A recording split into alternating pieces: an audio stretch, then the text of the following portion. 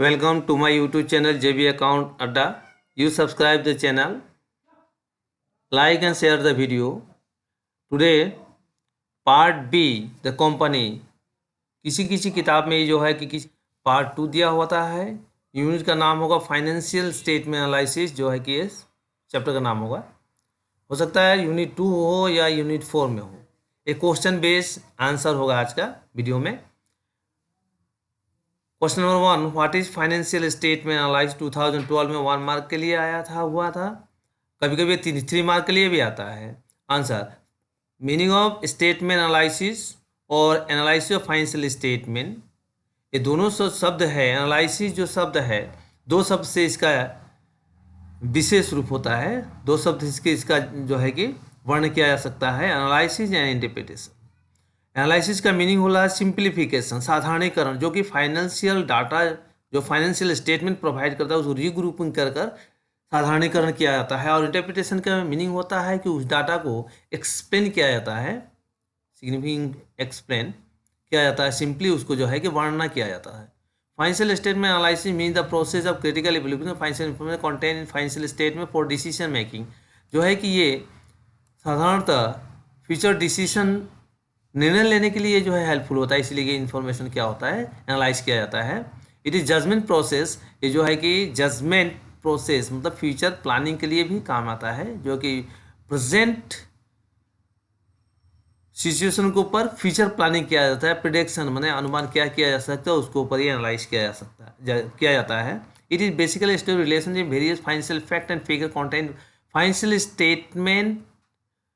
Financial statement के द्वारा जो डाटा प्रेजेंट किया जाता है उसको एक्सप्लेनिंग और उसके बारे में जो है कि एनालाइज किया जाता है। मतलब कि उसको एक्सप्लेन करके कितना प्रॉफिट होता है ना बिजनेस फार्म में, एफिशिएंसी और दक्षता क्या होता है बिजनेस का फार्म का, उसके बारे में जो कहा जाता है। और वो ये दिखाता है कि फार्म जो है वह बिजनेस जो है वह कंपनी जो है कि कमज़ोर हुआ है इस पॉइंट से ना स्ट्रॉन्ग पॉइंट हुआ है, मतलब कि ज़्यादा शक्तिशाली मजबूती पॉइंट पर पहुंचा है। ये होता है फाइनेंशियल स्टेटमेंट एनालिसिस। इसके बाद नंबर 2 होता है question, what are the type of financial statement analysis. 2012 में 2 मार्क के लिए आया था। Type of financial statement analysis according to material use, external analysis and B internal analysis.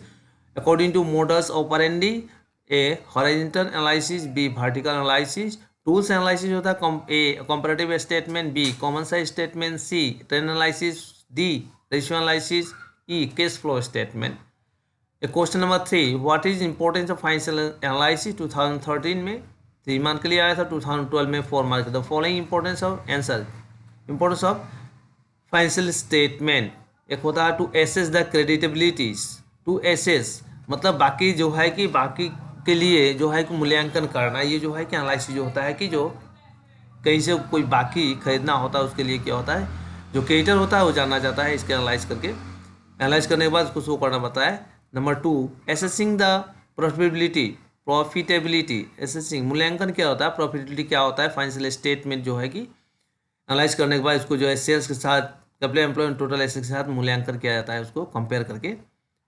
Number 3, dividend decision, मतलब कि शेयर होल्डर जो है कि विशेषकर जो इसमें कंपनी में पैसा इन्वेस्ट करते हैं उन लोगों को ये जानना चाहते हैं कि डिविडेंड उन लोगों को इन्वेस्टमेंट के ऊपर मिलेगा कि नहीं। इसको जानने के लिए भी ये सिस्टमेटिकली एनालाइज किया जाता है financial statement.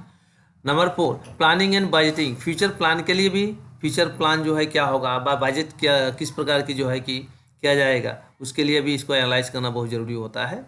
Number 4, test of solvency, short term solvency माने लिक्विडेशन पोजीशन में केस का पोजीशन, शॉर्ट टर्म का पोजीशन और लॉन्ग टर्म का पोजीशन जो है कि फाइनेंशियल स्टेटमेंट जो शो करता है उसका भी एनालाइज किया जाता है कि उसका कंडीशन किस प्रकार चल रहा है। Question number 4, mention 3 objective of preparing financial statement analysis और analysis of financial statement 2018, 3 mark 2016, 3 mark 2015, 3 mark. The following is the main objective of analysis of financial statement. Number 1, to estimate the earning capacity of the firm का earning capacity क्या है उसको जानना होगा, estimate किया जाता है, अनुमान लगाया जा सकता है। Number 2, to measure the enterprise short term liquidity and long term, measure इसका जो है कि शॉर्ट टर्म और लॉन्ग टर्म जो है कि सॉल्वेंसी पोजीशन क्या है इसका मापा जोखा जा सकता है। Number 3, to measure the enterprise operating efficiency and profitability, माने किस प्रकार बिजनेस चल रहा है, कैसा कंडीशन है, उसका प्रॉफिट होता है कि नहीं, इसको भी इसका निकाला जा सकता है, इसको एनालाइज करके। Number 4, to determine the depth capacity of the business, business के कितना धार देने की क्षमता है उसको भी निर्धारित किया जा सकता है। Number 4, to identify the causes for changes in the profit, मतलब कि किस कारण से जो प्रॉफिट और फाइनेंशियल पोजीशन चेंज होता है बिजनेस का, उसका निर्धारण भी कर सकता है एनालाइज करने के बाद। To compare inter firm position and pattern position within industry, एक इंडस्ट्री में intra firm position, inter firm mention 3 और 5 limitation of financial statement analysis 2012 में 3 मार्क को लिए आया हुआ था। ये रहा 3 और 5 limitation of financial statement analysis. Number 6 question था what is comparative statement, what do they show, ये क्वेश्चन हो और ये आया हुआ था 2016 में 3 मार्क के लिए। What is comparative statement, mention 2 objective of preparing comparative statement, 2019 में 3 मार्क के लिए आया हुआ था। यह कंपैरेटिव स्टेटमेंट ये रहा कंपैरेटिव स्टेटमेंट और statement which are prepared in order to compare the accounting data two और more periods shown by the financial statement, making the compare statement we can show the direction the historical changes individual item wise in operating result and financial position of the company.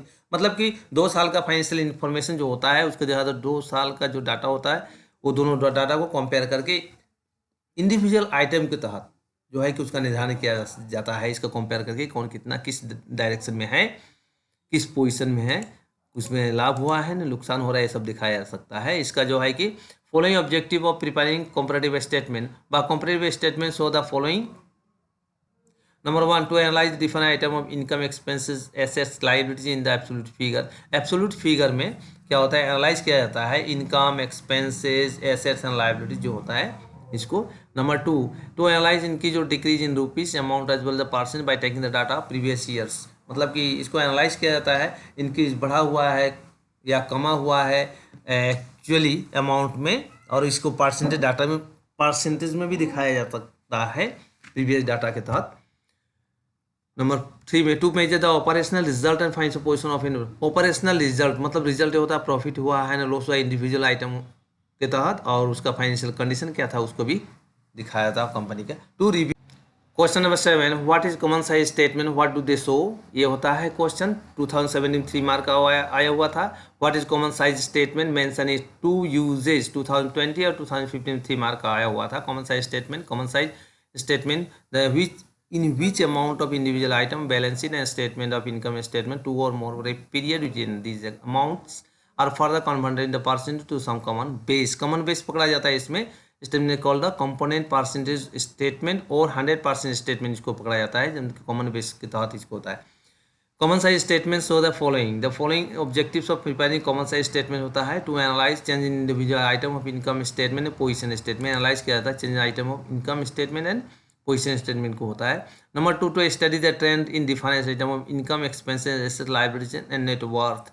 Number 3, to जज the relative efficiency of cost items and to more firm in the same industry, एक ही industry में जो है कि efficiency जो दोनों का कंपेयर करके दिखाया जा सकता है, इसको जज किया जा सकता है। Question number 8, what is trend analysis, mention it's usefulness, 2017 में 2017 में 3 मार्क के लिए आया था, 2014 में 3 मार्क के लिए आया हुआ था। Answer, trend analysis means analyzing the trend or trend of a series of information which may show an upward or downward trend. This trend is computed by percentage relation of each items in the statement to some item in the base year when information is taken for a number of years and is placed serially and will join together, they will form a trend. 10% is equal to present year value divided base year into 100, ये होता है इसका calculation करने का process. Usefulness of trend analysis, number 1, it is use to show the result upward that increases and downward decreases the various expenses of more than 3 years, 3 साल के अंतराल का जो होता है एक्सपेंसेज इंक्रीज हुआ है ना डिक्रीज हुआ है उसको शो करता है। Number 2, trend analysis determine the upward, increase and downward, decreases the various assets and liabilities. Assets and liabilities जो increase हुआ है decrease हुआ है उसको दर्शाता है। Number 3, it helps to give the result why the profit of the same year continues increases or decreases, मतलब कि कुछ साल का प्रॉफिट जो होता है लगातार इंक्रीज हो या डिक्रीज हो ये दिखाता है। Number 4, it has to forecast the future planning of an enterprise. ये जो होता है टेन एनालिसिस फ्यूचर प्लानिंग के लिए हेल्पफुल होता है। ये जो है कि फ्यूचर प्लानिंग किस प्रकार किया जाता है वो दिखाता है। ये है इसका यूजफुलनेस ऑफ टेन एनालिसिस किसी किताब में इसलिए स्टूडेंट से एक ही अनुरोध है, वीडियो शेयर लाइक जरूर करें और सब्सक्राइब करना ना भूलें।